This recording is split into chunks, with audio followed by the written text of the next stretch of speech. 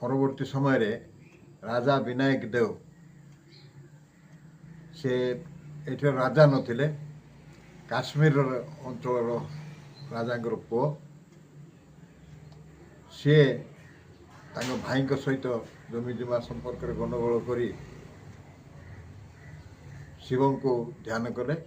ଶିବ ତାକୁ ଆଶୀର୍ବାଦ ପ୍ରଦାନ କଲେ ଯେ ତମେ ସିଧା ନାକ ସଳକରେ ଦାକ୍ଷିଣାତ୍ୟକୁ ଯିବ, ଦକ୍ଷିଣରେ ଗୋଟେ ମନ୍ଦିର ଅଛି, ସେ ଶିବ ମନ୍ଦିର, ସେଇ ଶିବ ମନ୍ଦିରରେ ତମେ ଯାଇକରି ପହଞ୍ଚିଲେ ତମେ ସେ ଅଞ୍ଚଳର ରାଜା ହେବ ବୋଲି। ସେ ନାକ ସଳକରେ ସିଧାରେ ଆସିକି ଦକ୍ଷିଣାତ୍ୟର ଏଇ ଯେଉଁ ଅଞ୍ଚଳରେ ପହଞ୍ଚିଲେ, ଶିବ ମନ୍ଦିରକୁ ଦେଖିଲେ ଏବଂ ସୁନ୍ଦର ଶିବ ମନ୍ଦିର ହେଇଛି, ସେଠି ସେ 7 ଦିନ ନ ଖାଇ ନ ପିଇ ଧାରଣାରେ ବସିଲେ।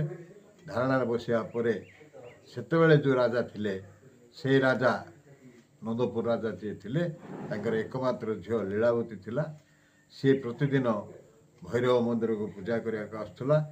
ଶିବଙ୍କର ଆଦେଶ ପାଇ ବିନାୟକ ଦେବ ଭୈରବ ମନ୍ଦିରରେ ଯାଇକରି ପହଞ୍ଚିଲେ, ଯେଉଁଟାକି ଗଡ଼ଜାତ ମାନେ ଏଇ ଯେଉଁ ଆପଣ ଦେଖୁଛନ୍ତି ବର୍ତ୍ତମାନ ନନ୍ଦପୁର ସହର ଯେଉଁଟା ଅଛି, ଏ ସହର ନଥିଲା, ଏଇଟା ଜଙ୍ଗଲମୟ ସହର ଥିଲା।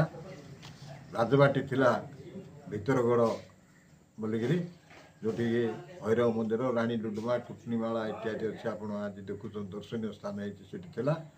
ସେ ଭୈରବ ମନ୍ଦିର, ଭୈରବ ହେଉଛନ୍ତି ସେତେବେଳେ ରଜାଙ୍କର ଇଷ୍ଟଦେବ। ତାଙ୍କୁ ପୂଜା କରିବା ପାଇଁ ବୋଲିକିରି ଲୀଳାବତୀ ଆସିଥିଲେ। ଲୀଳାବତୀଙ୍କ ସହିତ ବିନାୟକଙ୍କର ସାକ୍ଷାତ ହେଲା ଏବଂ ଦୁହେଁ ଦୁହିଁଙ୍କୁ ପସନ୍ଦ କଲେ। ରାଜା ବି ବିନାୟକକୁ ଦେଖିଲା ପରେ ନା ଉପଯୁକ୍ତ ପାତ୍ର ପାଇଛୁ, ମୋ ଝିଅକୁ ବାହା କରିବେ ବୋଲି ତାଙ୍କୁ ବାହା କରିକିରି ପରବର୍ତ୍ତୀ ସମୟରେ ବିନାୟକ ଦେବଙ୍କୁ ଶାସନ କାଳ ଆରମ୍ଭ ହେଲା। ସାର୍ ବହୁତ ବହୁତ ଧନ୍ୟବାଦ ସାର୍, ବହୁତ ବହୁତ ଆମ ଚ୍ୟାନେଲ୍ ତରଫରୁ ଆପଣଙ୍କୁ ବହୁତ ବହୁତ ବହୁତ ବହୁତ ଧନ୍ୟବାଦ ସାର୍। ଯାହା ହଉ ଆପଣଙ୍କ ଯୋଗୁଁ କିଛିଟା ଆପଣ ଥିବା ଅବସ୍ଥାରେ ଲୋକମାନେ କିଛିଟା ଉପକୃତ ଜାଣିପାରିଲେ, ସେଥିପାଇଁ ଆହୁରି ଥରେ ଆପଣଙ୍କୁ ଧନ୍ୟବାଦ କରି ମୋ କଥାଟି ଚ୍ୟାନେଲ୍କୁ ଶେଷ କରେ।